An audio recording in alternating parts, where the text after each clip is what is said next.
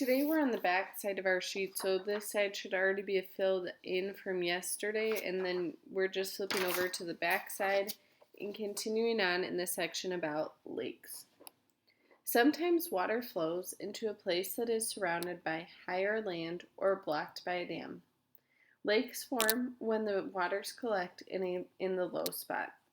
A reservoir is an artificial lake that forms behind a dam. And a dam is just something that's going to be stopping the water from continuing to flow. You can see these at different places, and it's just a way to keep the water in one place.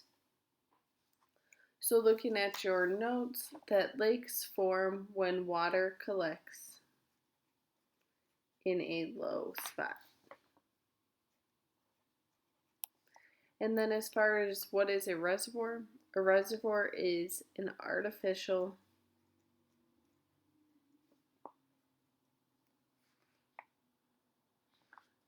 making sure I'm spelling that right. An artificial is the same word as fake. It's not real. It's made, if you're thinking of like turf grass, that's artificial grass. It's fake grass.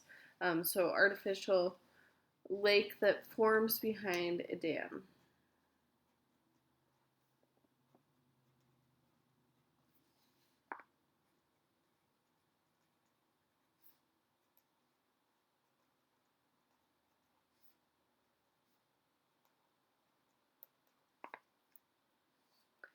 All right. Water that forms a lake is not really trapped. Water can leave a lake by flowing into a river, by seeping into the ground, or evaporating into the air. And the purpose of reservoirs is to help communities nearby that don't have fresh water lakes by them. Going on to the section about ice. About 7/10 of Earth's fresh water is frozen into ice. Since most of Earth's fresh water is frozen and far from cities, it is hard for people to use. Much of Earth's ice is on Greenland and Antarctica. In these places, huge ice sheets cover most of the land. The ice sheets are several kilometers thick in some places. The ice cap at the North Pole floats on the ocean. There is no land under it. So just going through that, we haven't quite gotten to it yet, but we'll get to it in our next section. Going on to glaciers.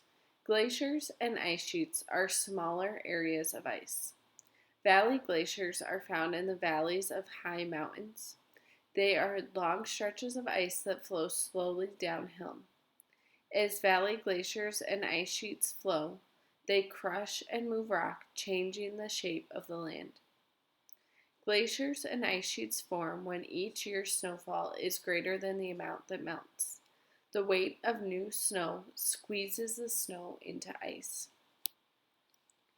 In places so I'm going to pause right there to do this part of our note. So a large piece of ice covering the ground is an ice sheet. And then it's also sometimes known as a glacier.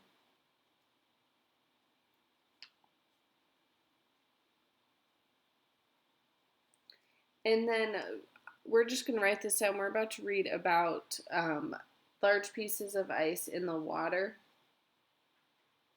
It are icebergs. We'll be reading about those in this next section. So in places where glaciers and ice sheets reach the ocean, large pieces of ice can break off. The floating pieces of ice are icebergs. One iceberg that broke off the Antarctic ice sheet was twice the size of the state of Rhode Island. When ocean water freezes, the resulting ice is not salty. The salt is pushed out of the ice crystals as they form. This causes the water around the new ice to become more salty.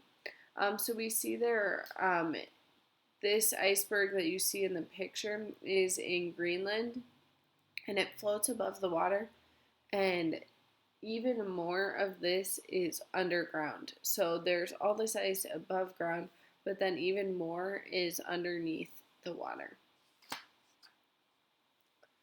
This last section is getting water into homes. So how does it get from your house or into your house? So it's got to go somewhere. So as you're reading through it, I want you to read through this and I want you to do your best to fill in the different steps to treat water. The important thing is water is going to be really important to treat because there are pollutants and chemicals in it.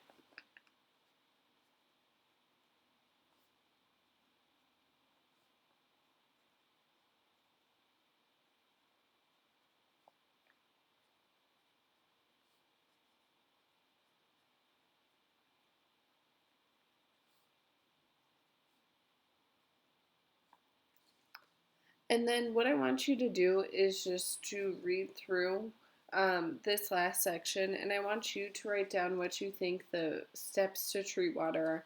If it helps, I want you to look first.